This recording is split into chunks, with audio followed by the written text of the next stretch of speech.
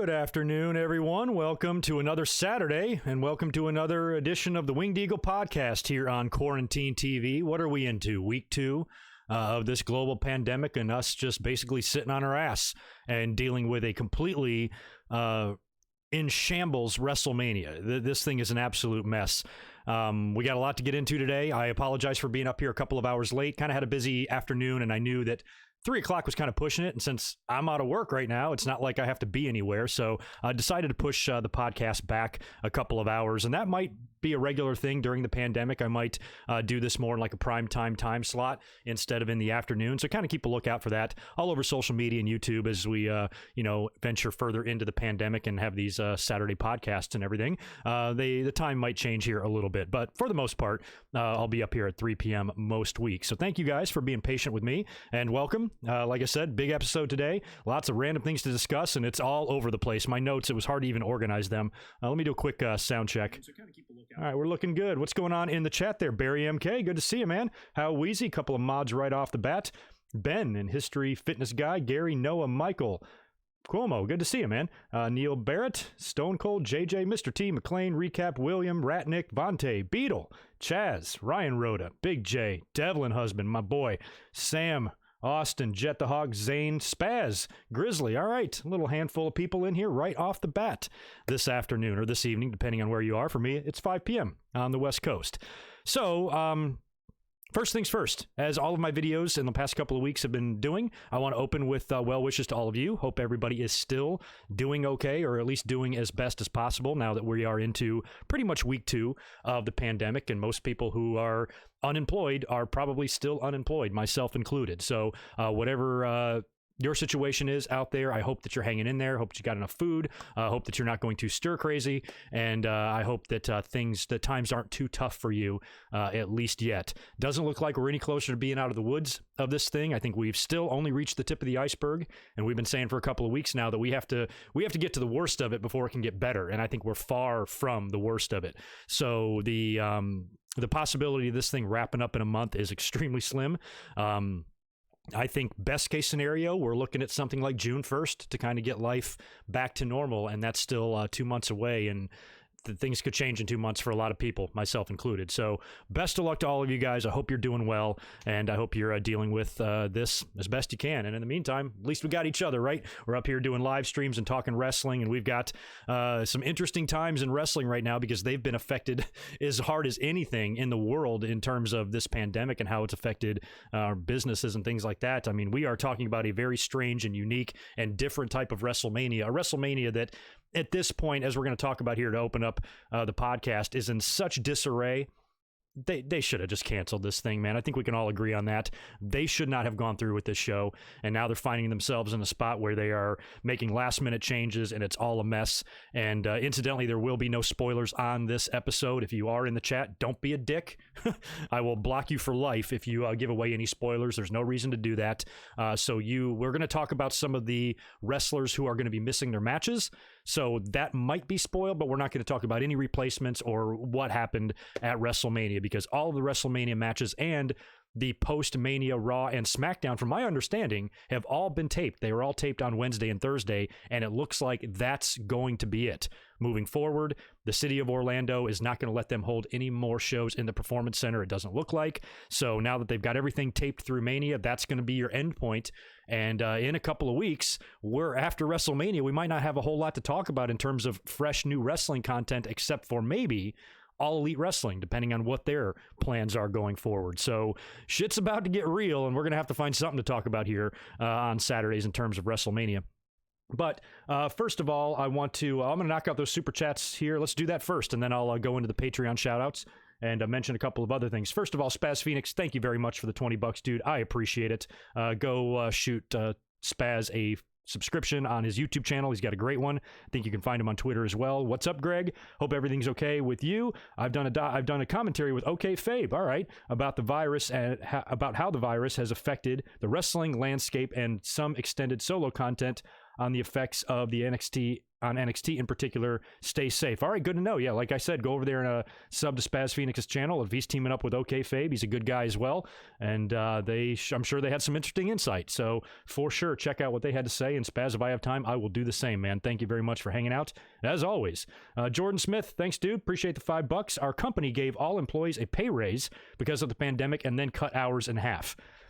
That's something, I mean, at least they're trying to do something to assist, and sometimes you've heard stories of, companies really doing the right thing and taking care of their employees and, hey, we're going to shut down for a month, but we're still going to pay you. How long that can go on, I don't know, but a lot of people are going to have to deal with layoffs or at least temporary layoffs and things like that. So anytime I hear anybody working for a company or somewhere that's going to do their best to try to help them out a little bit, that's really good news. So best of luck to you, man. I appreciate it. And yeah, we'll see how this goes, in the upcoming weeks. I want to shout out my Patreon supporters as I do every Saturday afternoon. I want to say thank you to Barry MK400, who's in here moderating. Don't cross him or he'll fuck you up. Also, Blake Moran, thank you very much. Brandon Collier, if you are in here, I want to shout you out as well because you still have your $100 pledge on Patreon from last month when you paid for the review that I'm going to do for you in just a couple of weeks. So make sure you take that off of there. For any reason you get charged again, I'll shoot you a PayPal refund back. Claudio Clavedettier, thank you as well, my friend. Domanian Elwell Sr., Daniel Rodriguez, Devlin Husband, who is also hanging out in the chat. Jimmy Anderson, fresh one coming in. Thank you very much. Jordan Carg, John Riffle, John Rediford, Josiah Blevins, Keith Hammonds, Keith Salyers, K-Dogs Kennel, Michael Cuomo, Michael Tong, new Patreon supporter as well, came in a couple of days ago. Mr. Steve, Nathan Walker, Nick Musser, Reese Jones, Ryan Y, Steve, and the Double Z TV. You guys are awesome. I appreciate it. You know what I just realized not long ago? Double Z TV, Zach, if you're in here, your YouTube channel where you do a bunch of pro wrestling re-uploads has like 1.5 million subscribers. That's crazy. I don't know how you've survived all that time. That is pretty impressive. And I posted a video of one of your matches just the other day on Twitter, and I was like, damn, you got a lot of subs. Didn't even know that. So anyway, thanks again to everybody for your Patreon patronage and all that good stuff. So the format for this episode, we're going to talk about the wrestling news first, then I'm going to get into Dynamite, and then on the back end, we're going to knock out everything WWE. Talk about this past week's NXT, which was vastly different from the week prior's NXT, and we'll also talk about SmackDown, and we'll talk about the updated WrestleMania card, what we have right now. And even though the card stands in place, we know a couple of those matches aren't happening because some people have had to pull out, which we will talk about, and that's what we're going to talk about right away. Couple of days ago, news broke after the WrestleMania tapings. I don't know if this was leaked or whatever, who got wind of it, but basically Roman Reigns did not wrestle Goldberg at WrestleMania. He pulled out at the last minute, apparently, basically citing his condition. He's got a compromised immune system due to his 2 bouts with leukemia. He felt uncomfortable performing, informed WWE about that, and looks like they have replaced him. So that's a little bit of a spoiler there. I'm not going to say who replaced him or what happened there, but Roman is not in the match anymore. Now, when we saw SmackDown last night, they were still promoting Roman Reigns versus Goldberg, and a lot of fans were freaking out. One thing people have to realize is we still have one more SmackDown to go. There's a whole nother week of TV. We still have the go-home shows to get through before Mania. So in terms of Roman Reigns, they could either figure something out next week on SmackDown and tape an angle for that, or wait till WrestleMania itself and run some kind of an injury angle. I think WWE is going to try to spin this storyline-wise, if I had to take a guess. It's not, WWE, if you've noticed on TV, they don't really like talking about the virus very much.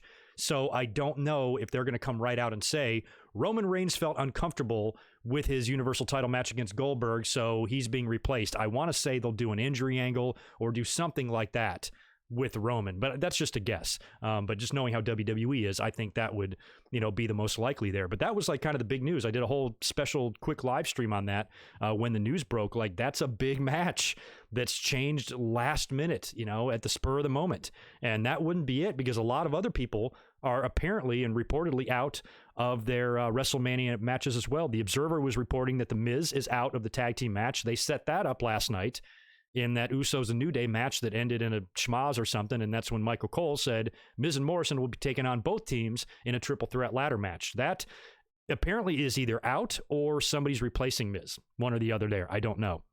So The Miz is out. Andrade is out. It's not virus related. I think The Miz was sick. Andrade is out with a rib injury that he suffered last week in that really good match with, who did he wrestle? who the fuck he wrestled. Anyway, really good match this past week on Raw with Andrade, and he got injured there, so he's out of the tag team title match. He was set to team up with Angel Garza to take on the Street Profits. So again, I don't know what the replacement plans are for that, but I do know Andrade won't be in the match. Dana Brooke has also been pulled from the six-pack challenge. That's now a 5-way elimination match. Buddy Murphy is out, but I don't think he had a match, and Rey Mysterio is out, and I don't think he had a match. Now, there's rumors of Bobby Lashley, but I haven't seen any true confirmation about that. So Lashley is likely out as well, which means his match with Alistair is out, but, that was kind of thrown in there last minute. That's not a huge loss. And I did see a few rumors about Edge, but again, none of the major or the more credible journalists that I kind of look to for news have confirmed that. So I really hope that Edge at least tries to make his match, but man, horrible luck for that guy, huh? Comes back the day Kobe dies, return match in the middle of the pandemic. Sucks, man. One interesting note, though, on Edge, they did say, or I did see something about his WWE 24 documentary will be airing on the WWE Network after WrestleMania 36. I'm assuming that's probably Sunday night after the second night of shows that will air on the network, and that should be good. That should be really good, because I still am just blown away by Edge and the way he came back at the Rumble, and that look on his face and the emotions that must have been going on with him. So that's probably going to be a really good watch.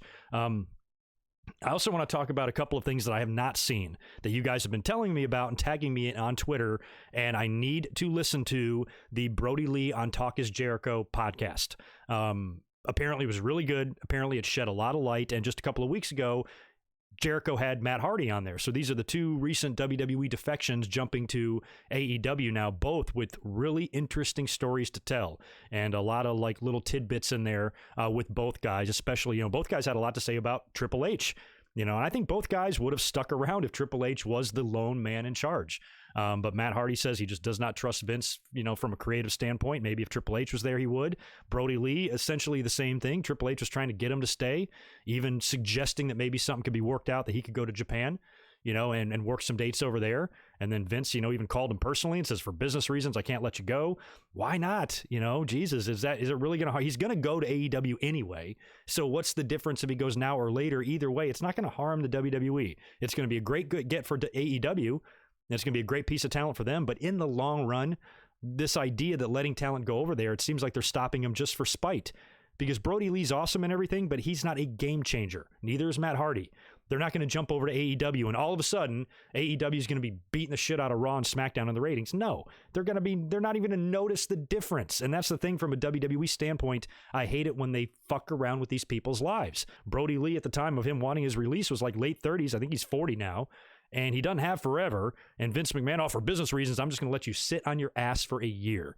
God, this company sometimes, So the fact that he's finally escaped that nonsense, and as Morgan Freeman says, he crawled through a river of shit and came out clean on the other side. So at least he's in AEW now, and he's away from that nonsense, and he shared a lot of his story on Talk is Jericho, and I will get a chance to listen to that this week. But with me being out of work, I'm not in the car as much, so I'm not listening to as many podcasts. Am I the only one that has that issue? Most of my podcast listening does come when I'm driving. So I'm not driving 30 minutes to work every day, so I'm not hearing a lot of this stuff. So I'll do my best to try to take a look at that, and I apologize for not having any more detailed comments on that situation. Funny appearance made by Jon Moxley this past week. Now, most of the TV programs and stuff, a lot of the talk shows and sports shows and shit are all kind of being like broadcast from home. WWE Backstage is no exception. I didn't really watch it, but I saw Renee Young was like on her back patio doing, like a live feed for WWE Backstage, and Jon Moxley shows up and kind of shows his face and messes with her a little bit. So that's kind of funny. What's not funny, another asshole-ish thing that WWE did. What a bunch of dicks. So Scott Dawson, and we know the Revival is on their way out. I thought one of them, I think it was Dash, forgot which one, tweeted the other week that they made it sound like their contract was up, and the other one has to wait a while because of a previous injury that he had. But Dawson decided to upload some like house show matches, some NXT house show matches on his YouTube channel, basically saying, hey, here's some free matches to watch, just some new content since we're all in the quarantine and nobody has anything to do. Here's one of the Revival and Undisputed Era, and WWE hit their own goddamn employee with a copyright strike. My God, this fucking company. Yeah. I just thought it was a funny story. I mean, Scott Dawson, I don't really think he can. He's not that he doesn't own that stuff. He doesn't own that material. So I guess legally WWE had every right to do it. But my God, what a bunch of dicks. Is that really how you want to spend your time right now in the middle of a pandemic? Just fucking with a piece of talent that you're mad won't re-sign with you? Damn them. God, this company. Anyway, I just thought that was a funny little news tidbit there. And also, I want to talk about this as well. Wrestling's resident piece of shit, Teddy Hart, who I've always despised. I have never once liked Teddy Hart. I've never had a good impression of him. Even way back in like 2002 when he was like the hottest fucking thing, and they thought he was going to be the next Randy Orton, or he was going to be the next Rock, with that Hart family name, and he was ridiculously talented, but he's also a ridiculously giant idiot, and he's like a male version of Tammy Sitch. This guy is such a piece of shit, has been in and out of trouble with the law for the last 18 years. Drug charges, attitude problems, assault charges. This guy's the biggest dick. You've seen him in shoot interviews. There's not a more arrogant fucker in the world than this asshole. And he was just in jail for, I think, drug-related charges for a few months. And he just gets out, and then a video surfaces. Apparently, he's at the house of Maria Manick, who's a Ring of Honor star, and he got in some altercation with her and strangled her. And he's charged with strangulation and bodily harm. And there's an indie worker by the name of Ace Montana that showed up and filmed. He ran off Teddy Hart, was basically filming him, like, get the fuck out of here. Cops are on their way, type of thing. And Teddy Hart, like a complete oblivious idiot, is just kind of like slowly taking his time, kind of jaw-jacking back with the guy. And just kind of, I guess he just wanders off, and the police picked him up. This is in Virginia, by the way. Police picked him up, and he's back in jail. Whatever happens to him here, I want him to stay in jail for a minimum of 10 years. Fuck this guy. Enough is enough with him. Such a douchebag. Never deserved to be in wrestling. Piece of shit. Rot in jail, Teddy Hart. You fucker. Anyway, just want to get that off my chest because I really, really, really hate Teddy Hart. Anyway, that's it for the news. Let me jump in here and knock out a couple of more super chats, and we'll start getting into AEW. And then after that, we got a lot of WWE to get into. Holy crap. Oh, man. How's the rest of you guys? Can you guys hear me? Spaz says the feed keeps dying. Oh, I'm dying on you. Okay. Hopefully it's not me. Hopefully give me a thumbs up. You guys can all hear and see me okay. Got about 200 people in here right now as well. That's awesome. Do me a favor, smash that thumbs up. I'd really appreciate the likes. Could really help them on this channel. And check out my video from the other day, and I'm going to answer this super chat that's talking about that right now. Thank you, A Level, for the $20. I appreciate it. Love the Chris Benoit review. Stay safe and keep up the great work. Good mic work. Thank you, my man. I appreciate that. Very generous donation there. Yeah, I was actually going to mention that. Yesterday, I premiered. I've never used the premiere feature on YouTube before. So I decided all week after the Chris Benoit Vice documentary, part 1 and 2 came out. We've all seen it. And I was just like, if I'm going to do a video on this, I ain't going to rush up and do some sort of a live stream. I need to organize things. I need to watch it twice. I need to write some shit down and, record something ahead of time. So I did that and put that up on the channel and premiered it yesterday at noon. The podcast is also available for download on all the podcast sites and on my website. So please check that out if you haven't already. If you want to hear my very detailed thoughts on that entire eye-opening documentary on the Benoit murders that took place 13 years ago. It was tough to watch and it was unpleasant podcast to make, but it's done and it's there for your viewing or listening enjoyment. So please check that out. And thank you, A Level, for reminding me of that. Let's jump into AEW. AEW this week, again, ran the empty arena from Daly's Place. Same kind of setup as they did the week before. And I feel like AEW continues to write the book on pandemic wrestling.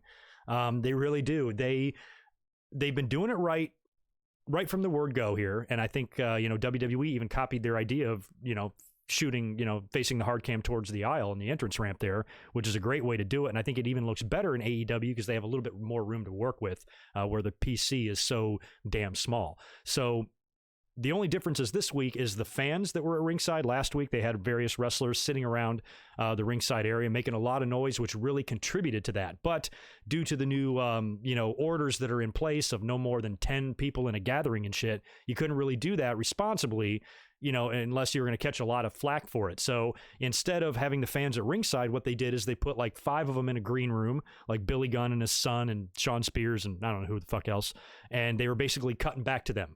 The camera cutbacks in between or a split screen or something, and they had them mic'd as well. So they were making a little bit of noise, and it was less noise than the week before, but still a little noise is better than no noise. And I still maintain that part of the problem that just really has me, I struggle to really get into Raw and SmackDown right now. I just don't like the dead silence at all. And even though this is a minor thing, just a few people at ringside or a few people in a green room, being shot by a camera, it still helps, even though it's very minimal. But I think that WWE should try a version of that. Try something to create some noise. Now, WrestleMania is taped, and we're going to talk about, some of the things they could do and some of the advantages they have doing a tape broadcast, and maybe, piping in some sort of other feedback or noise might help. I don't know. I even suggested something like a cheer track. Sitcoms have a laugh track. What if they tried to do something like that? And everybody thought it was a stupid idea. No shit, but we're in the middle of a pandemic. We all know that would be an absolutely absurd notion in any other time, but, it just might help for the viewer just to be able to hear something, during the action, but it would be inauthentic and it would feel really fucked up. And the people in WWE would be really pushing the cheer button hard when Roman Reigns came out there. Actually, Roman's not on the show, so it wouldn't matter. So I kind of suggested that, do you think WWE would consider something like that? Most people say no, but I still say that any noise helps, and I don't really care how they achieve that. I just think they need it. You know what I mean? So AEW, I feel, has done like a much better job in that department. Another thing I noticed on this Dynamite is that they had a couple of interesting camera angles, a couple of interesting wide shots, almost like from the corner of the ring, maybe a floor up or something. And I just kind of liked that angle to cut to every now and then. They're trying, to AEW's credit, they're trying some different things. They're trying to do their best with what they got. Because you got to worry about them too. They're a brand new company. They've just got going. They've been rolling good. They've been doing a lot more right than they've been doing wrong. They've had some success. They're selling pay-per-views. They're getting somewhat decent ratings. I know under 1 million is nothing to, brag about, but for a brand new upstart company, what can you expect? I think that they're handling things and they're doing it, but now with this pandemic, this is, they're just starting to become a business that's making money, and now it all stops and they're just going to be hemorrhaging until, this happens. So internally, I just hope that they can keep it up, you know what I mean? Because they need to still produce TV so they can at least try to sell some pay-per-views or something. But are you going to hold a pay-per-view? Is Double or Nothing going to be in an empty arena? What are they going to do there? Or Triple or Nothing? Are they still doing the pay-per-view in May? Is it called something else? So I just hope that they can survive this mess is all I'm saying. And after we get into AEW here, I'll bust out a couple of more super chats. And thanks again for that one, Chris, and I'll talk about that in a minute. So one thing I noticed as well about AEW is there was no Jim Ross. It looked like Tony Schiavone was there on his own, and he had some guest commentators with him. So Jim Ross did stay home. I mentioned that last week, that Jim Ross is not a guy that seems to be in the greatest of health. I know he's like overall probably healthy, but he's getting older, and it shows, and he looks it, and he works a really hard schedule, and he's always on the road. And, he only lost his wife a couple of years ago, and he's had Bell's palsy several times. He just doesn't seem like the guy that I think needs to be running at full speed, especially in a pandemic. And I was really happy to see him not on the show. Glad he stayed home. Good for you, JR. Stay the fuck home, please. Stay in Oklahoma until we tell you can come back. And as long as you do that, it's all good with me.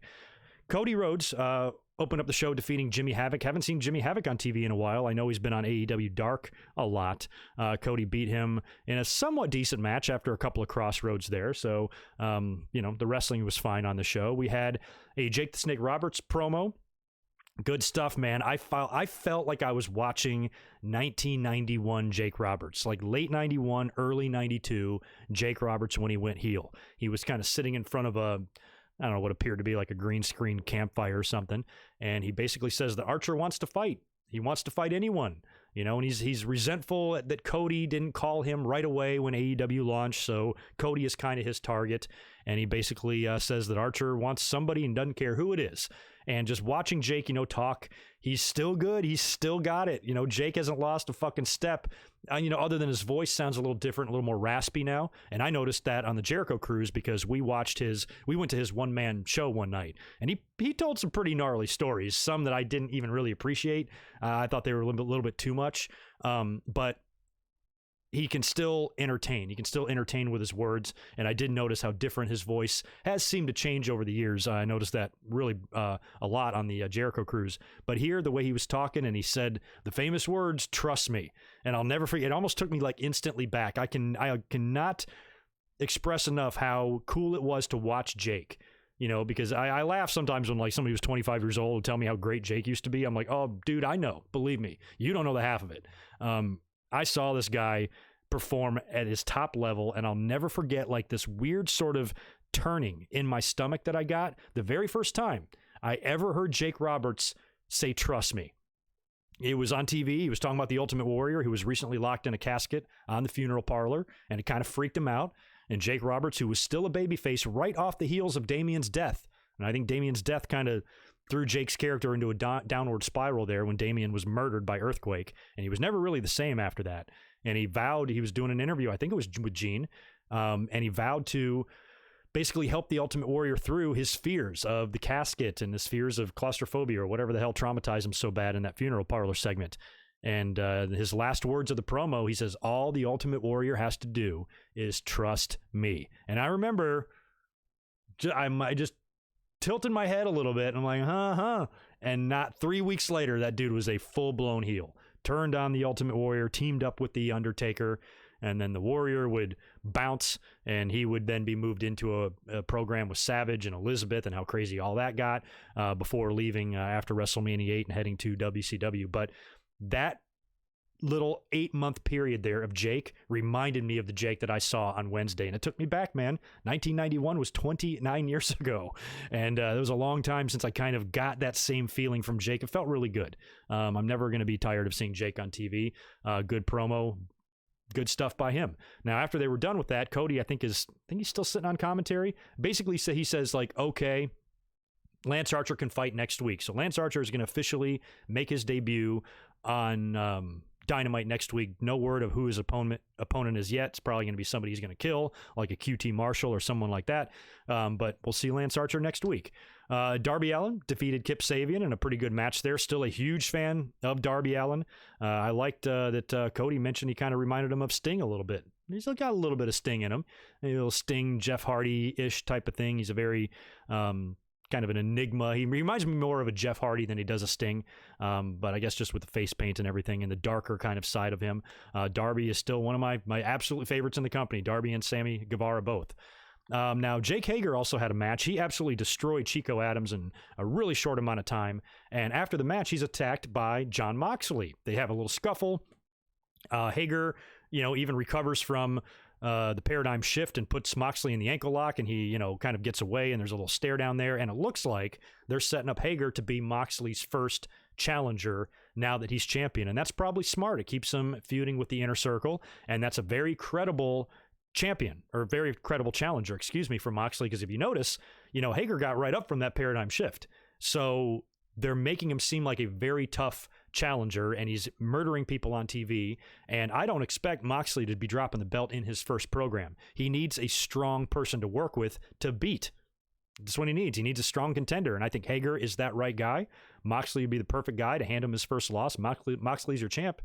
So I think when these guys have their match or matches, depending on how long their little issue goes, there's definitely going to be a title match there. Moxley, I predict, will win and continue his run. I think Hager is just being used as his first challenger, and I like that they're not making it too obvious. They're making Hager seem like a legitimate threat. Like, holy shit, Hager's a badass, and he could take that title off of Moxley. I just don't see it happening. I think Moxley will remain champion at least, until we get through this pandemic. You would think, right? We had. Oh, this was great shit, man. Oh, my God. So Brodie Lee, who was revealed as the Exalted One last week, he's got a little promo or vignette and a match on Dynamite. First thing we see is a shot of him eating dinner with two members of the Dark Order, and he's sitting at the head of the table there, and looks like he's in a nice steakhouse. He's got a nice bone-in ribeye. He's got a nice glass of red wine. His two cohorts, looks like they each have a filet and a twice-baked potato, from what I could tell. And they're kind of sitting there still, and Brodie is eating, and he's talking, he's running his mouth or something, and then one of the Dark Order guys attempts to eat, and he gets yelled at, and he's like, "You don't eat before I'm done. Do I look like I'm done eating?" And then the other one sneezes, and he gets mad at him for sneezing, and everybody's like, holy shit, he's completely spoofing Vince McMahon. because we know Vince likes to eat at these steakhouses. He always does. So where a lot of his business meetings and a lot of his creative ideas took place over a plate of steak, especially back in the day when it was just like him and Patterson and Bruce and shit. And we all have heard the stories about Vince McMahon really despising sneezing. He gets mad, he gets irritated, excuse me, if somebody sneezes in his face or sneezes near him. So they kind of parried him there, but I had not heard about this thing about Vince McMahon. I had no idea that if you're eating with him, you're not allowed to eat until he's done. That seems like a stretch. I want to know the story where that came from, because I've heard about all of Vince McMahon's little weirdisms, and maybe this is something that Bruce mentioned on Conrad's podcast or something. I'm way behind on something to wrestle with, so maybe it's something he's mentioned in the last couple of months. I don't know, but I have not heard that story about Vince being so psycho that he'll sit there and not let anybody else eat. What the fuck? But the sneezing thing, for sure. Now, I don't know, though, as great as this was, and I thought it was very funny, because Brodie Lee also took a shot at Vince when he debuted. He sounds very frustrated, as we would hear on the Jericho podcast, which I'm still waiting to listen to. Most of you have filled me in on some of the juicy parts of that. So, it feels like he's really like lashing out here, and some of it is all good. When you take shots at another promotion, sometimes it can be done real well, and sometimes it can not be done real well. And one of the examples of the times it was not done well is when like Ed Ferrara made fun of JR and shit like that. I think the Billionaire Ted skits, looking back, were kind of like a cheap, comeback by WWE. It's not always good to take shots at the other side, and sometimes it can make you look petty and obsessed. And that was one of my big criticisms of TNA. That was one of the reasons why I think I disliked them the most, is because all I heard from the TNA fans was how much better they were, how much better their talent was. WWE sucks. They're just for kids. Not realizing that Benoit murdered his whole fucking family is the reason you have John Cena and PG to begin with. Blame Benoit, not WWE. But they insisted. They're angry. They're adolescent. They're pent up. And they're blurting, vomiting out their frustrations about how much WWE sucks and TNA's talent could wrestle circles around them. Okay, well, why is TNA so obsessed with WWE then? If TNA is better, look at WWE, they're the top dog. Do they ever just go around just attacking all the lower promotions for no reason? No, they don't even bother with that. It's always the underneath guys that try to, tug on the cape of the big one, of the big bully, or the big kid on the schoolyard or whatever, to try to make a name for themselves. And TNA seemed so overly obsessed with WWE, with that cookie gate nonsense, constantly, taking little shots on them on TV. And I'm like, look, if you motherfuckers are so good, the last thing in the world you or your fans should care about is WWE. But the fans and the company were both obsessed with WWE heads right up their asses. And one good thing about AEW is I don't see that with them. They've taken a couple of shots, which I've liked. I liked Cody busting up the throne, and I liked the Brodie Lee thing. Here and there, I think it's okay as long as you don't make it an obsession. And now it seems like this Dark Order, who we really have had a hard time kind of identifying of what this is going to be, and it's kind of evolved a little bit as it was going here. And you expect that the Exalted One is going to be this, this dark kind of satanic guy that, wants to run roughshod all through AEW. But instead, they might be taking a dangerous turn here where the entire Exalted One is just going to be a Vince McMahon parody. And I think that's what they need to avoid. If you want to take a little shot at your competition, fine. They're an easy target right now. They got much more. They can't even retaliate. So AEW can probably needle them all they want. They got their hands full with WrestleMania and all that nonsense, and they don't have time to fight back right now, basically. So it's probably the best time for AEW to take these little shots, and the fans eat it up.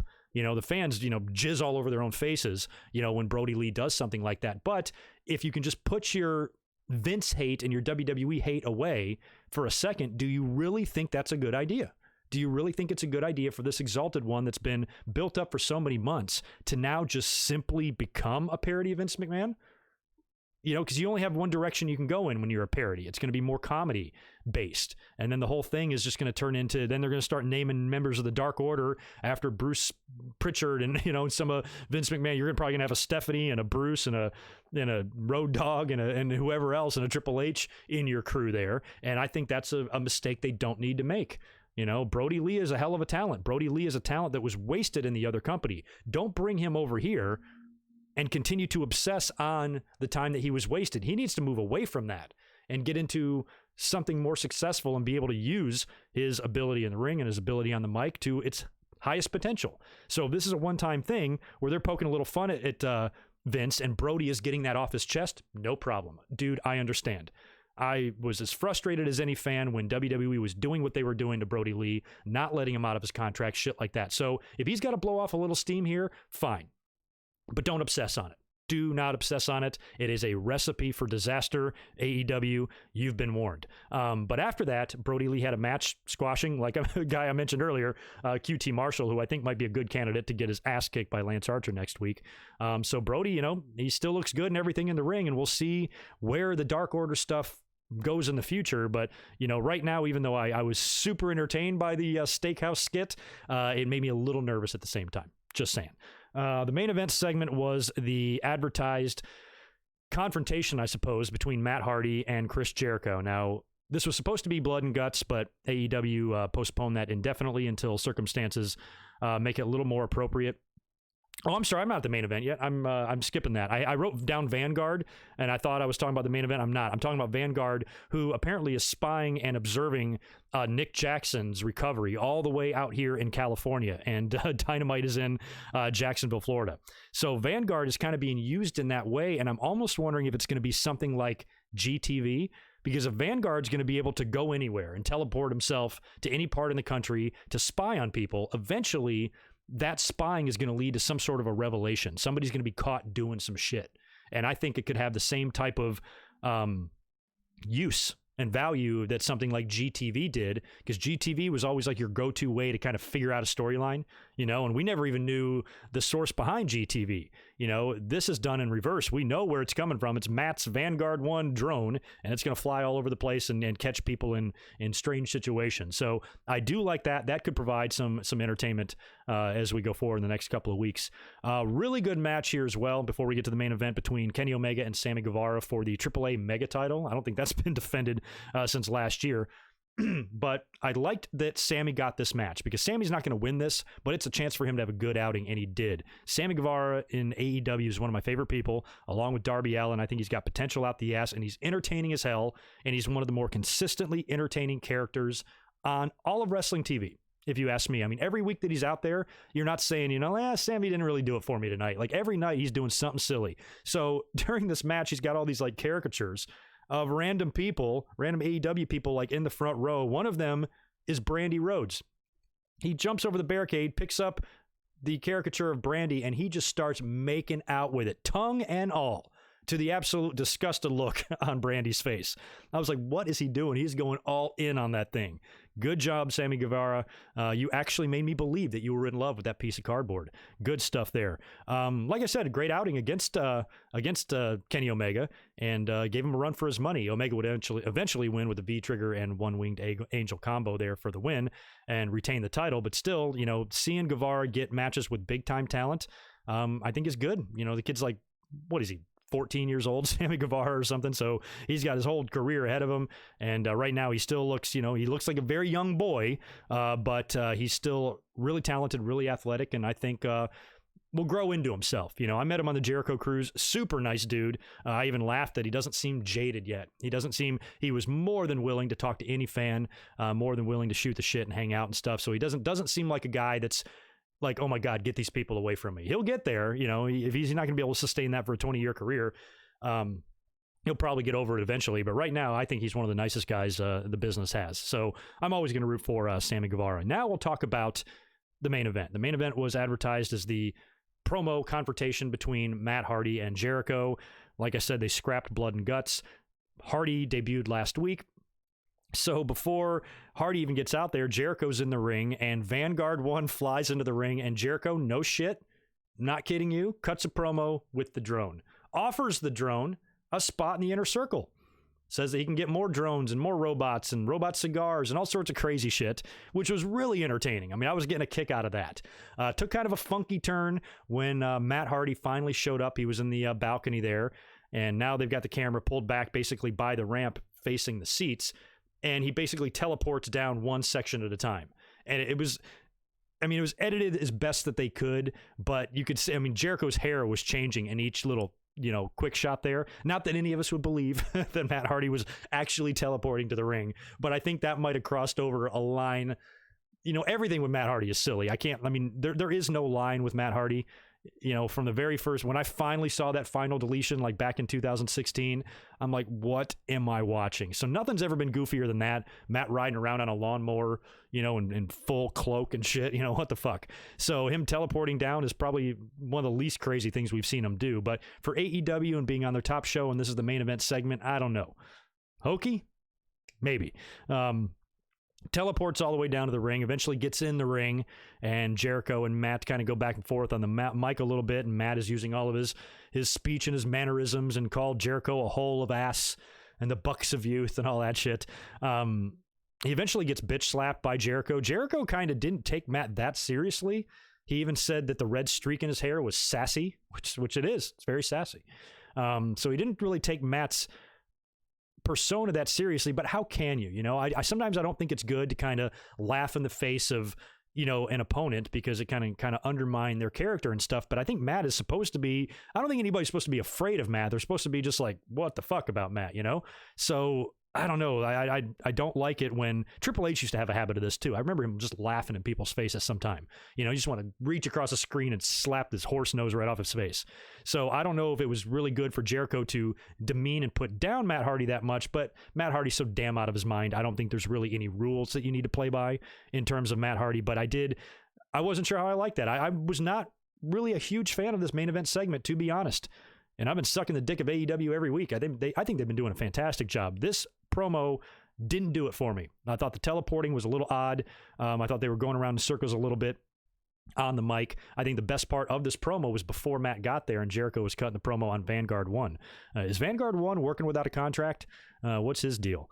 He should sign right now, because he had the best segment on the show.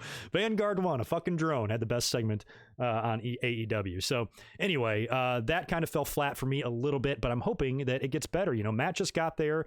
It's hard to really even figure out what we have here in this broken character. So, the fact that this fell flat, maybe it'll get better in the future. But overall, still a solid show. These guys are going in an empty arena, making the best of it, and I feel like they did a pretty good job. Now, you're going to be interested. I've picked AEW to have the better show. I don't know how many weeks in a row now. But that's going to change here in a minute when we talk about NXT. Let me answer some super chats, because my peripherals have been noticing those flying in. Pretty decent audience in here, 230 folks. Make sure you smash that thumbs up for me. I'd really appreciate it. Let me go back and knock out these super chats that I'm missing. I've got one in here from Chris Ludecki. Thanks, man. Appreciate that. Hope all is well with you. Which upcoming Dark Side of the Ring sounds more interesting?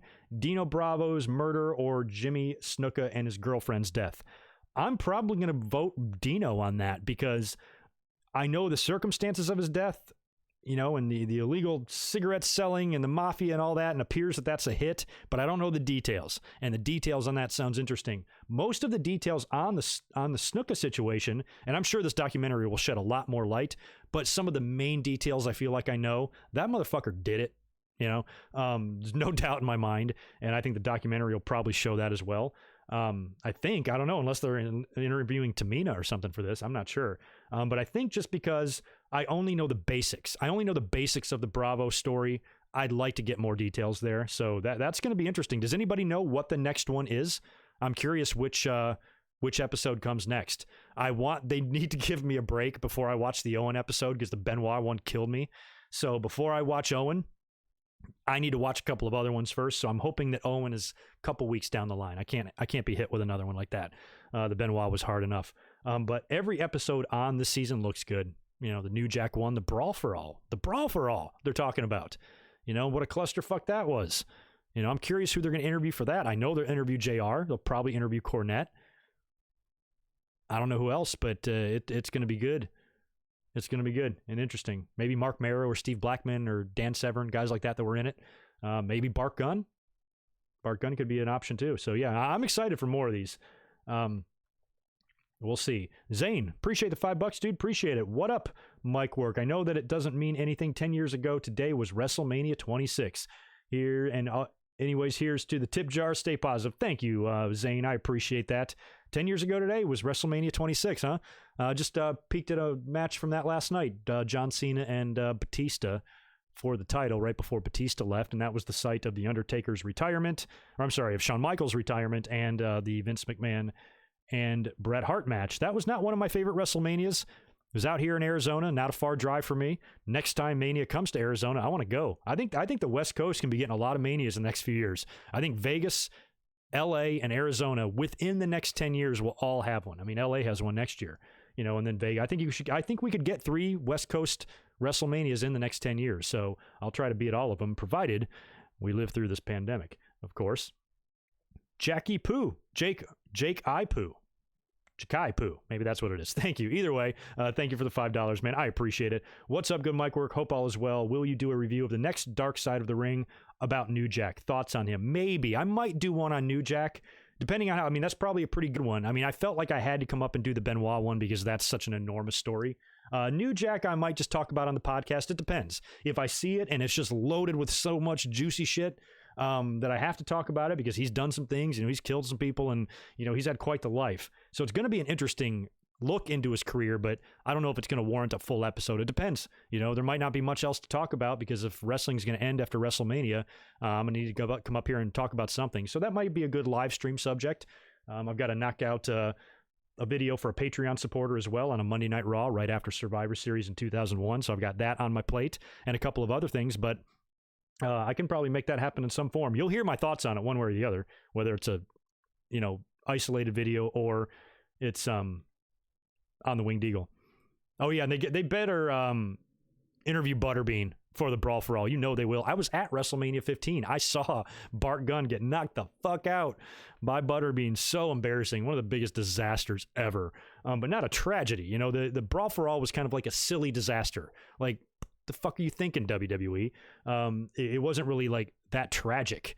Lives weren't lost.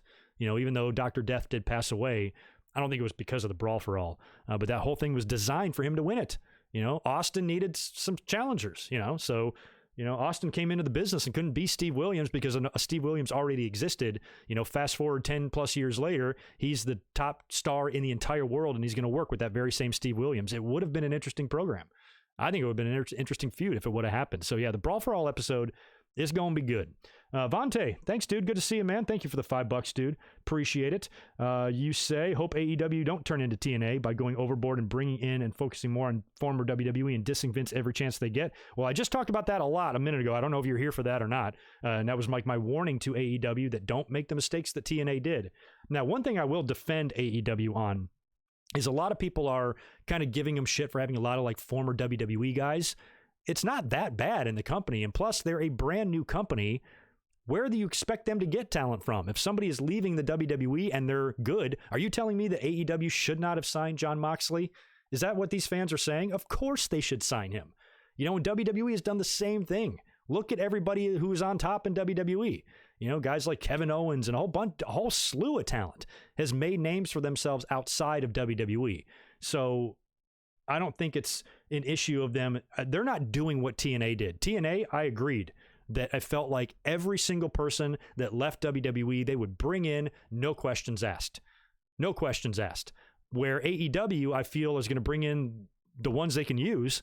And, maybe they wouldn't bring in everybody, but you're going to have a mix of talent there. And you still have a lot. You still got the entire elite. You got Cody, you got the Bucks, you've got Omega, you've got Guevara, you've got Darby Allin.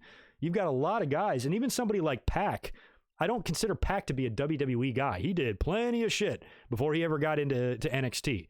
So I think there's enough talent there. I think some of the core guys, Moxley came from WWE, Jericho came from WWE. Well, that's what you do. Look at WCW. Hogan, Savage, everybody, they tried to, recreate WWE and WCW, and you needed those few pieces of talent to really kind of elevate them. I think that's all AEW is doing. They're not going to turn into TNA. I feel like AEW is smarter than that. I feel that they're not going to make those mistakes, but you're not going to be able to avoid having former WWE guys on your roster. It would be silly to not sign Moxley and Hager and Brodie Lee. It would be silly to leave them. What are they going to do? Just work the independents? Come on. Those guys need to be signed. They're great pieces of talent that WWE had no clue what to do with. So bring them over here to AEW and look, Moxley's champion. I think AEW is doing, I don't have any issue with who they're pushing and the roster that's there. And I saw a lot of that. That was going around on social media too. People are like, I can't believe how many AEW guys or WWE guys are in AEW. I'm like, what do you expect? What do you expect? It's not WWE 2.0. There are some former pieces of talent there. Yes, all under different names for the most part. And it's also combined with the rest of the good indie talent that WWE hasn't scooped up yet. And hopefully they'll get some more castaways, because not everybody in WWE is happy. If the Revival come in, I'm not going to consider the Revival like a WWE team, really. They weren't there for that long, and they certainly don't like it there, and they can come in and do a lot better things in AEW, and they're talented wrestlers. If you're bringing in a completely talentless moron just because he used to work in WWE, if you're bringing in No Way Jose and giving him a title shot, then I understand. But that's not what they're doing. They're bringing in the good pieces of talent who they think they can use, and I think the Revival will come in too. They should, for sure. Oh, yeah. Okay, so you weren't there. Yeah, Vontae, just scroll back a little bit, because I went on like a 5-minute rant there. Basically stemmed from the Brodie Lee parody of Vince McMahon. And I said, as much as I liked it, just be careful how much of that shit you do, because you don't want to make that an obsession. And I think with TNA, it became an obsession, and it became their downfall. Once they became obsessed with WWE, hanging on their every word and their every act, that's when the Bischoff and Hogans come in. And that's when you go on Monday night. And then you try to be a second version of WWE by having by Hall and Nash and X-Pac and anybody else you can get come onto your TV show, where everybody else like AJ and Samoa Joe now take a back seat. And look where TNA is now. They're still hanging on, but damn, they could have been a lot bigger had they not been so damn stupid. So yeah, I think AEW should avoid making those mistakes. Let's talk about NXT. Holy crap, was this a different show than the week before? I cannot believe how many matches they crammed into this 2-hour show on USA. I'm gonna count them here. 1, 2, 3, 4, 5, 6, 7. Is that right? Or is it 8? I think it's 7. 7 matches in 2 hours. It's a pay-per-view, man. So holy shit, they really pivoted from what they did last week. So they open up the show by mentioning that TakeOver, as we know, is canceled. But all of the matches that were supposed to take place at TakeOver apparently are going to be airing on NXT over the next couple of weeks, I believe. So, and like we heard, they've taped everything. Apparently all these have been taped. All of these are in the can. So they're going to be airing these on the next couple of NXTs, I suppose. So that's going to be a lot of great matches, and there's going to be some awesome stuff here, I guess, starting next week or something. So that's good. Tons of matches on the show, none that I'm really going to go into too much detail on. Austin Theory defeated Tyler Breeze to open up the show. Killian Dane defeated a newcomer, kind of, Tahuti Miles. Never seen him before. Cameron Grimes is funny. He seems like he has some victories, and then he has some losses. He's a guy that I can't tell if they're going to push or not. I feel like he's on the cusp. But he got a pretty big win over Tony Nese, who was no slouch. Io Shirai defeated Aaliyah in a qualifier for that women's number 1 contenders ladder match that'll be airing on NXT in the next couple of weeks. We had a Keith Lee promo with Dominik Dijakovic and Damian Priest setting up their 3-way that I believe is next week on NXT, and that's going to be for the North American title. I expect Lee to continue rolling there. I can't imagine a beast like him dropping the belt so quickly after winning it. Who is he? Braun Strowman. So let's keep the belt on Keith Lee for a little while, regardless of what happens next week. We had an Adam Cole promo where he's celebrating his long-running NXT title reign. Is he the longest running in history? I forgot. He was basically cutting the promo from his backyard because he's at home, and it was weird that he wasn't there. And Adam Cole, I'm pretty sure, lives in Florida or Orlando, so why the hell wasn't he there? Anyway, cut the promo from his backyard. Good stuff. Love Adam Cole. Oney Lorcan and Danny Burch defeated Shane Thorne and Brandon Vink in a pretty decent little tag match as well. Candice LeRae defeated Caden Carter to qualify for the ladder match as well, and she'll do good stuff in the ladder match. So will Io Shirai. That really spiced that match up for me right now. So far, I've been like, okay, it's a ladder match, whatever. Candice and Io being added to this, those girls are going to get it on. They don't play around. So that'll be fun. The main event saw Matt Riddle defeat Roderick Strong. Excellent match. These guys wrestled on a TakeOver not long ago. You put them in the ring, you are guaranteed to have a good match. This one was no different. Matt Riddle wound up winning with the Bro Derek.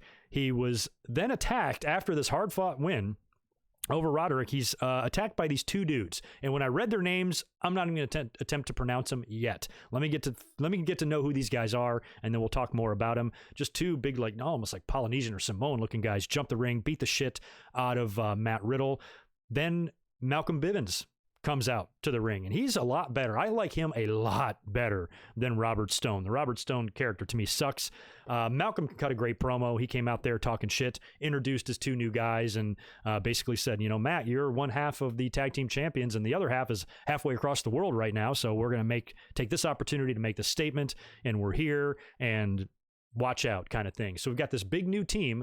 They're not terribly built guys. They don't really have a whole lot of definition or muscles on them, but they're big, and they're impressive. So, future matches down the road, if these 2 guys turn out to be any good with AOP and Usos and teams like that, could be fun. I wish them the best, and I'll get to know more about them in upcoming weeks because I had never seen them before. So you guys can help me with that. The main event segment of NXT was Triple H basically confronting Tommaso Ciampa and Johnny Gargano for destroying the Performance Center last week and breaking mirrors and just ramming each other through walls and just fucking up the place. So Triple H is pissed. He comes out there. He even says, you wonder where William Regal is. And Triple H basically says, Regal would fire your asses, but, I think we need to settle this, right now. And basically they set the stage for, I guess, what is going to be some sort of an empty building match. Not even necessarily an empty arena match, but an empty building. So it might not be right there at the Performance Center. Triple H says, I'm going to let you guys fight one final time. And when this is over, if you continue to feud and continue to attack each other and you continue this nonsense, you're both done. You're both fired, essentially. So I don't know what this match is going to include. I don't know if they're doing it at Full Sail or if they found another off-site thing, because they've taped a bunch of shit for Mania. They've taped Boneyard matches and Firefly Funhouse matches and Last Man Standing matches, and they've done a lot of stuff outside the box. So I guess that means they have found some other locations, unless they really did all of this inside Full Sail or inside the PC and tried to change it up and make the atmosphere look, or the environment look different. I don't know. But this is another type of match that that looks like they're trying to get a little creative with, because you can't just have between WrestleMania and TakeOver just 21 matches just all in the ring like that. You got to change it up a little bit. So that should be interesting to see, how that match comes about next couple of weeks. And that was pretty much it. They just set the stage for that. Now, right as they closed, right as they were about to go off the air, the Tron lights up and we see the debut, basically, of Killer Kross in NXT. You see his face kind of come across it at the end. Doesn't really say anything. Doesn't look like he's necessarily singling out Gargano or Ciampa. He might be basically announcing this to the entire NXT roster based on the timing of this promo. So they fade the black and the show goes off the air with the Killer Kross little vignette there. So he's now on the scene. I guess that, I don't know if that counts as a debut because he wasn't really there in the flesh, but he's there now and we're going to start seeing him. So that's great news. And they're thrusting him, it looks like, right into series programs on NXT. He's not going to be he's not going to be some jabroni. So he's going to be on top right away. That's going to be interesting to see all the things they do with Killer Kross. You got Killer Kross and Matt Riddle, and you got some good talent on that roster. I still think the talent's slightly stronger than AEW, not going to lie. NXT's pretty strong. Now, the ratings are also in for this. AEW wins again, 819,000 to NXT's 669,000. Both shows have been kind of down a little bit with this pandemic, but even though AEW won in the ratings, I'm giving the nod to NXT this week. I think they had the better show. Just a lot of matches, just very match heavy, very a stark comparison to last week. And all the matches were pretty good, and they got a lot of stuff accomplished. And AEW was good as well. They had Sammy Guevara and Kenny Omega, and they had some good stuff on there. Great Jake promo. Darby Allin shined. Brodie Lee did his thing. Vanguard won and Jericho cut a hilarious promo together. But overall, I think NXT had the more solid show this week, and I'm giving them the nod. So they're now they're on the comeback trail, because AEW to me has just been destroying them in the past few weeks. I felt that they've had, well, maybe not destroying him is a strong word, but I've still felt like AEW has given me the better wrestling show for at least a solid month now. So NXT wins this week. I give them the nod. Excellent job by everybody involved there trying to deal with this pandemic. Now, I don't know what's going to happen on the next couple of takeovers, or I'm sorry, the next couple of NXT shows. I'm guessing it's the next 2 weeks that these matches are going to be spread out across. So I don't know the order of them or what we're going to see, and I haven't, like I said, read any spoilers. So at least it should guarantee us the next couple of Wednesdays we got some pretty damn good wrestling coming to us. Now, We'll talk about SmackDown a little bit last night. Not a whole lot went on the show. All I did here, and I ain't going to lie, I didn't watch it. I just watched the YouTube clips because it didn't seem like it was worth going through and watching the whole thing. Like we've seen on Monday Night Raw, and by the way, as far as this past week's Raw goes, I did a review on that after Raw went off the air this past Monday, so you can check out the video from a few days ago if you want to hear my detailed thoughts on Monday Night Raw, but I'm not going to talk about anything here. They showed a replay of Roman Reigns versus Triple H from WrestleMania 32. Not the best match they could play, and they're kind of overdoing it, aren't they? They're showing WrestleMania 32 on ESPN. Either they were or they have. I think it's tomorrow on ESPN. They're showing WrestleMania 32. Well, WrestleMania 32 basically is one of the WrestleManias they're going to be showing on ESPN. So for SmackDown, like I get it on Raw as well. I understand that you have to show replays of matches. No problem. I can live with that. But WrestleMania 32, Roman Reigns and Triple H, really. But it was a topical match because, up until this point, they're still advertising and still expecting Roman Reigns to be in the match with Goldberg. So naturally, you're going to show one of his bigger WrestleMania moments if you're going to show any sort of a replay. So it made sense that they did that, but probably just a big waste of time. Fans probably didn't care much about watching that. The only real things that they furthered here storyline-wise was, number one, Otis and Mandy. Now, Dolph Ziggler is shown backstage. He's FaceTiming with somebody. Otis storms in. He wants to murder Dolph Ziggler. They're being pulled apart. Dolph gets in his face and basically challenges Otis to a match at WrestleMania. And Otis is like, yeah. And so that match is on now. Otis and Dolph Ziggler. That's what we thought we were going to get. Later on, they show Dolph talking to Sonya. And the two of them together is kind of, it makes you wonder. And Mandy interrupts and asks Sonya to give her and Dolph a minute. She goes, Dolph, why did you have to do that to Otis? Why'd you have to, continue that? And he's kind of like, oh, I'm sorry. So she basically questions Dolph and his actions. And basically says, I'm still here for you or whatever. But, the fact that Mandy is kind of like, why you got to be like that? And Dolph is conspiring or canoodling or whatever, or conspiring with Sonya makes me wonder if, Sonya is in on it. We speculated Sonya right from the start because the minute this all started, way back in the day, like with the presents and the bullshit, she seemed irritated about it. She seemed like Mandy didn't have her focus. And I even threw out Tucker's name a couple of times. Tucker at first seemed a little bit annoyed too, that Otis was so fixated on Mandy and he wasn't concentrating on their tag matches. So I thought maybe it could be some big conspiracy where Tucker and Sonya get together to screw over their respective partners or something. But now with Ziggler involved, I guess it's going to, I've been saying all along, unfortunately, we're not going to get WrestleMania in front of 80,000 people, but I said weeks ago prior to the pandemic that when they do this WrestleMania match, whatever they do, if it's a tag with Heavy Machinery and Rude and Ziggler, or if it's one-on-one or whatever, we need to get that Randy Savage Elizabeth WrestleMania moment for Otis and Mandy. That would just be so glorious and such a great payoff based on how much time they're actually putting into the storyline. And it's one of the most entertaining storylines. This one and Edge and Orton, I think, are the two best. I think they're the two best in the company right now. So we're finally going to get that match, and you got to know there's going to be some sort of a big swerve now that Mandy is starting to kind of like, this guy's probably a douchebag or whatever. I hope that Mandy and Otis come together. Now that could either be due to a swerve, finding out that somebody else was in on the scheme and all of that, and it was a big ploy to fuck somebody over, or it all just happens in the match. Like Mandy sees the light. Mandy realizes what a scumbag Ziggler really is, and then she turns on him, kicks him in the balls, and then gets up with Otis and shares a warm embrace with Otis, or maybe even some kiss action. I don't know. Mandy's going to enjoy hugging his giant sweaty body after a match with Dolph Ziggler, but I think that's what we need to see.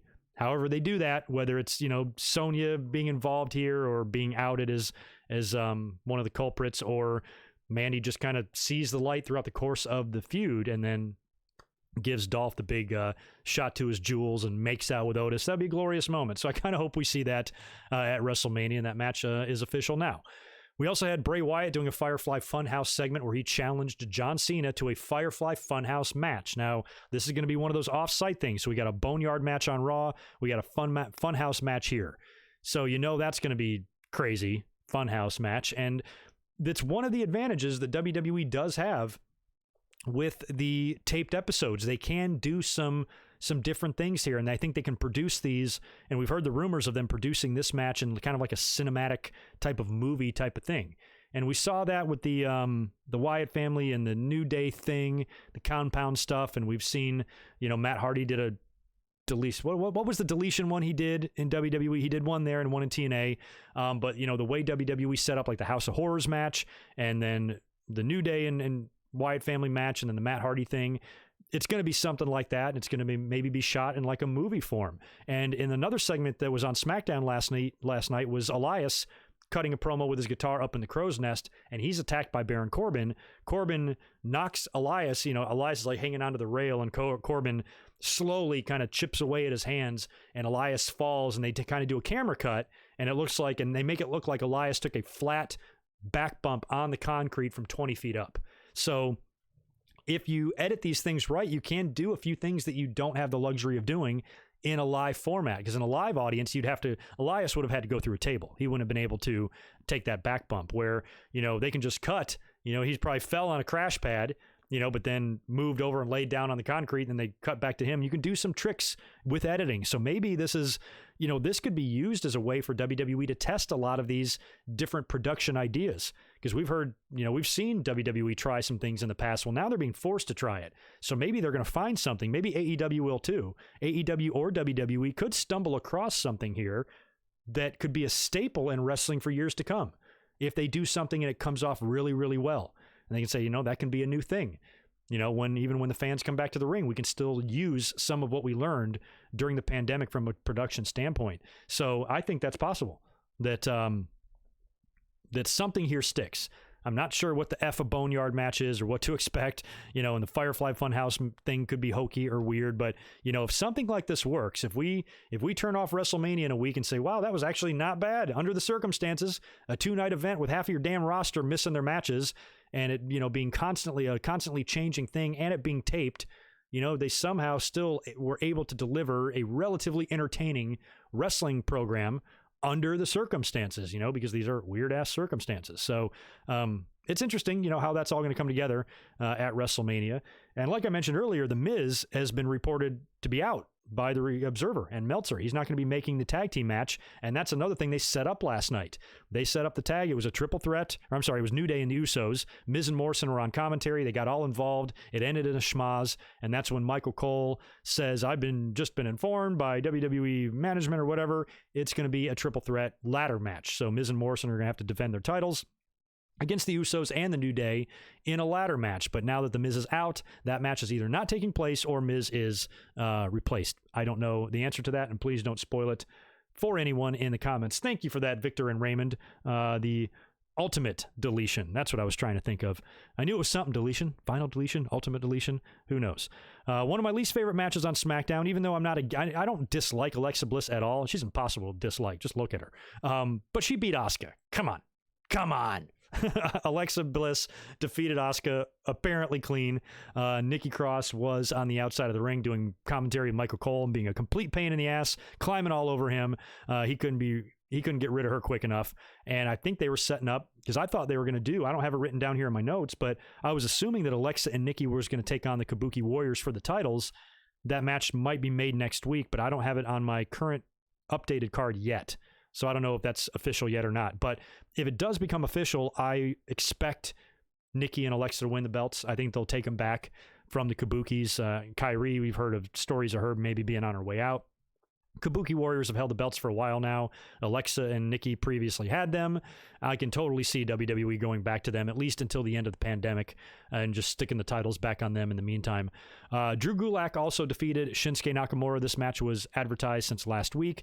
Stipulation here is if Gulak beat him, then Daniel Bryan would get an Intercontinental title shot against Sami Zayn at WrestleMania. Gulak won the match, and Daniel Bryan now gets the shot. And there was also some rumors about him not making his match either. Don't know the confirmation on that, though. The only ones I'm certain of are Roman Reigns, The Miz, Dana Brooke, and I forgot who else. So there's some that I feel confident about, and there's some that I just are like kind of rumors. So I'm not sure about Daniel Bryan either. He's got a pregnant wife at home. Maybe he's worried and he doesn't want to risk infecting them and being around all these people and having to be quarantined away from his family. And, he just might not want to risk it. So Bryan is in or out in his title match with Sami Zayn. So I guess for anybody that's going to miss their matches, I would hope, just for the sake of the pay-per-view, I guess, well, it really doesn't matter, but excuse me, I would hope that they would figure this out by next week. Like, so that's why I said a lot of fans were freaking out. Oh, they're still advertising Roman and Goldberg. I'm like, we still got another week, man. And all this shit has been taped. So who's to say they haven't already ran an angle for this and it's going to air next week on SmackDown? So I think that anybody that misses their match, WWE maybe this week makes these announcements on social media or maybe on the TV shows themselves. So maybe next week on SmackDown, they'll explain Miz's absence. Maybe next week on SmackDown, they'll explain Roman Reigns' absence. But I'd be surprised if they just, or they will wait until WrestleMania and then just run an angle. But that's going to be a lot of angles to knock all these people out of the matches. You got to tell us about a few and then surprise us with a few, They're probably not going to be all handled the same way. But either way, it's a clusterfuck. When I'm going to run through the Mania card here, what I have written down, but like 4 of these matches aren't going to happen, according to the, reports of people who are out. So this is one of the most destroyed, messed up, screwed up WrestleManias in history in WWE. I was understanding of them of wanting to get this show done, but now it's starting to cross over that line of the absurd. Now it's like, okay, cancel this fucking show, WWE. It ain't working out. Everything that could go wrong is going wrong, and even up to your big matches and shit. So can we scrap it and just release this shit on a DVD in 2 years or put it up on the network as a really interesting network special, the WrestleMania that never happened but was actually taped? It would be like I said, the Rockers tag team title victory over the Harts. It was just phantom, it never happened. So there's still time to cancel it if they want, but they're balls deep in this now. They're not turning back. We're going to get these matches. We're going to get this show. And man, when we look back, I cannot wait until this is all done. I cannot wait until late in the summer, and hopefully life is back to normal for the most part in the world and here in the country. And we can look back at what a crazy time this was and how this is one of the oddest. It's still a little bit depressing. There's a big part of me that is depressed. We're now a week away from what would be our regular WrestleMania. I'd be jacked on the channel. I'd be coming up here with videos. I'd be so excited. I'd be doing live streams out the ass. So I guess that's what I'm doing, but it would be just a much more jubilant time, on the channel and basically in the wrestling world, because WrestleMania is fun, but it's just a mess. So anyway, here's what I got for the card here. Then I'll go back over here to the chat. We'll chat a little bit, and I'll answer any remaining super chats. Still a good audience in here. I could use a few more likes, though. Try to get me up to like 200 likes. I'd appreciate it. I'll send you a cookie once the pandemic passes, of course. But let's run through the WrestleMania card. Here's what we've got. Brock Lesnar versus Drew McIntyre. Roman Reigns versus Goldberg. We know that match is not going to happen. Goldberg has been replaced with somebody. I know who, but I won't tell you. Rhea Ripley versus Charlotte. Shayna Baszler versus Becky Lynch. Randy Orton versus Edge, last man standing match. John Cena versus Bray Wyatt, Firefly Funhouse match. AJ Styles versus The Undertaker in a Boneyard match. Little note on that, we saw last week AJ Styles on Raw showed the video of The Undertaker and Michelle McCool in the pool with the tiger, which is just one of the weirdest things.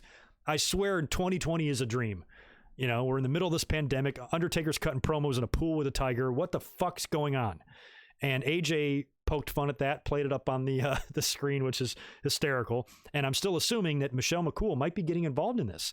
She might be at The Undertaker's side. If he's camping out in Florida right now during this pandemic, getting all this WrestleMania stuff done, it stands to reason his wife is with him. So maybe since she was there, they used that as a way to get her involved here.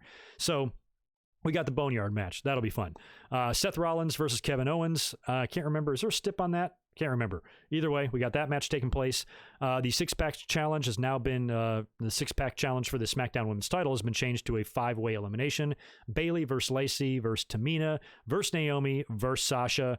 In this one, I'd still keep the title on Bayley and just try to plan for that one-on-one showdown with Sasha sometime in the future, and you can plant the seed for that in this match, and that's likely what they'll do, but I think Bayley should retain in something like that. The Street Profits are supposed to take on Andrade and Angel Garza. That will not happen now. Andrade is out. Rib injury, I think. So is that match scrapped, or do we get a replacement? I don't know the answer to that, but we'll find out. Aleister Black versus Bobby Lashley is still on the books, but we've heard stories and rumors about Lashley not being involved, but that's one of the ones I haven't got confirmation on, so he may or may not make the show. Either way, that match is not much of a loss for us. Baron Corbin versus Elias, provided Elias is alive. took the big bump on the concrete. Luckily, that was edited, and he probably didn't get hurt at all. But at least in storyline, it would be tough to take a fall like that and then be cleared by doctors, you know what I mean? But as of right now, Corbin versus Elias is still a go.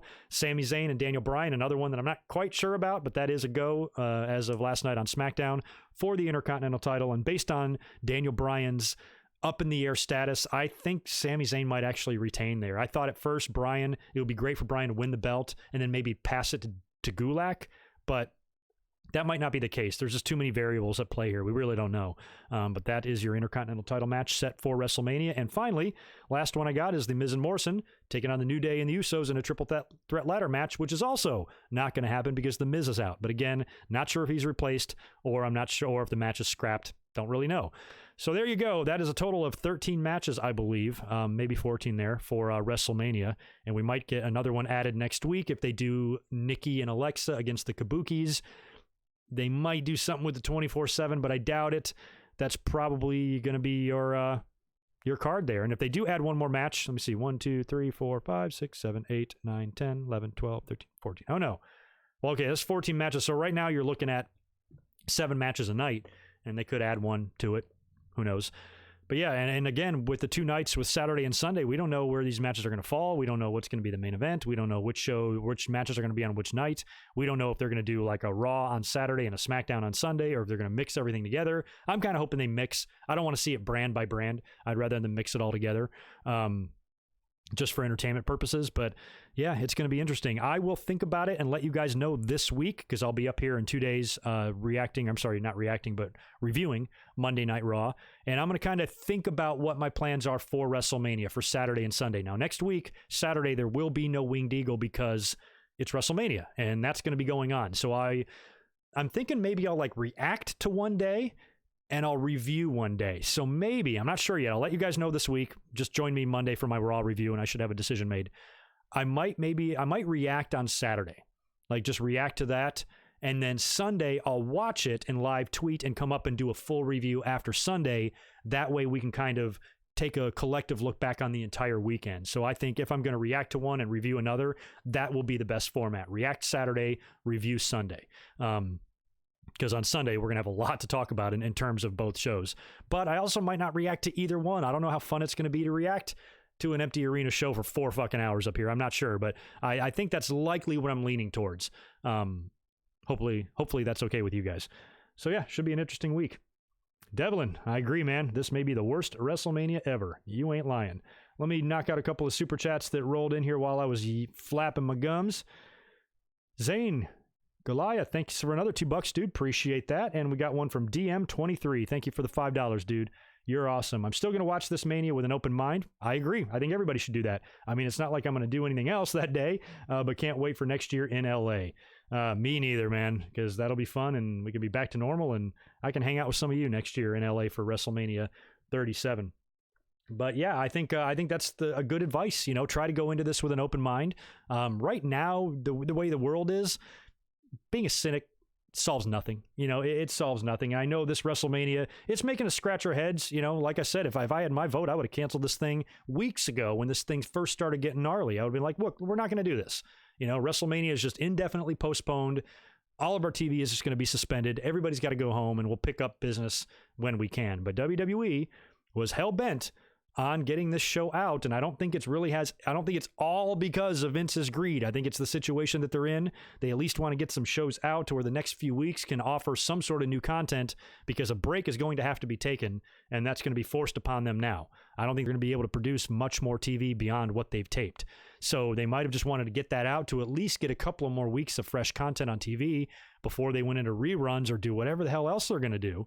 Because it is going to be interesting if they don't do any more taping beyond what they've done, what they're going to put on TV in a couple of weeks, you know, after WrestleMania. So there's never been a time where there have been more unanswered questions in wrestling. And it's odd too, because every day there's like a new story breaking, you know, some new news tidbit breaks about WWE and the WrestleMania plans. And that seems to have halted now because it's all done. I think everybody's finally done.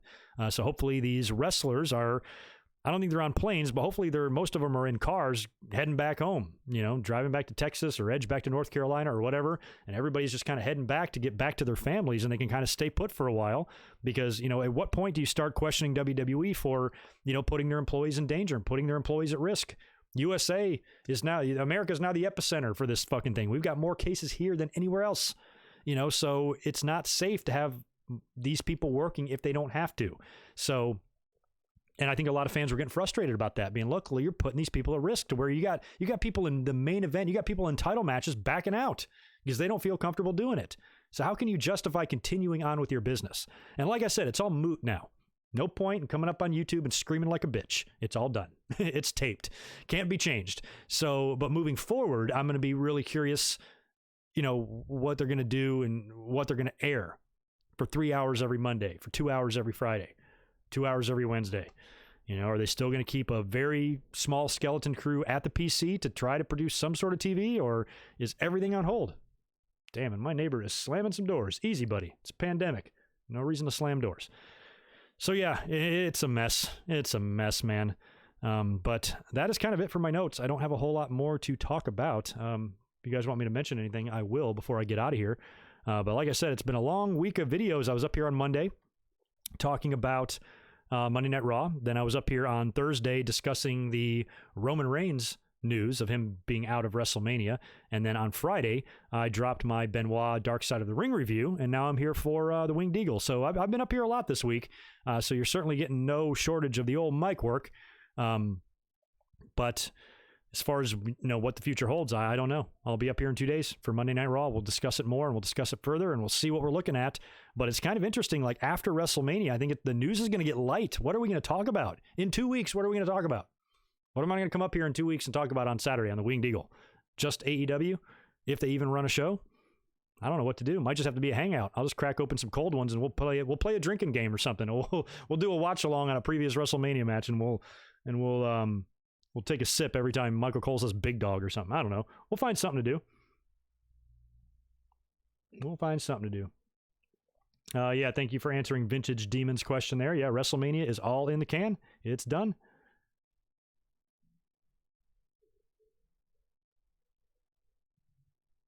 Cody, what do you mean? How long until this goes up after it ends? You mean this video? Well, on YouTube, it'll be up right away. The audio will be available in a couple of hours. I got a couple of things to do when I get done here.